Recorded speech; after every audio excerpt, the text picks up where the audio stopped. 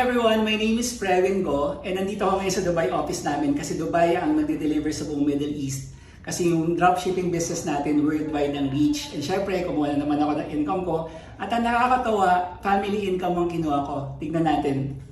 Ito yung income ng wife ko. Yan si Catherine, August 28 yan, 1,000 dirhams. At ka ng ilang araw, August 22, 5,200 dirhams yan. Itimes 15 pesos mo na lang ha. Tapos, yung anak ko, August 22, nasa 6,400 dirhams, 1 week na income yan. Tapos yung isang linggo niya pang income is nasa 5,900 dirhams.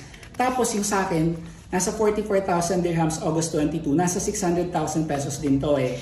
Tapos, August 28, nasa 48,000 dirhams. Ngayon ang tanong, paano to nangyari? Kasi nga, you have to understand, it's digital business. Meaning, walang operating expenses, walang pasahod, walang renta. Tapos worldwide ang reach and 24/7 siyang gumagana para sa'yo.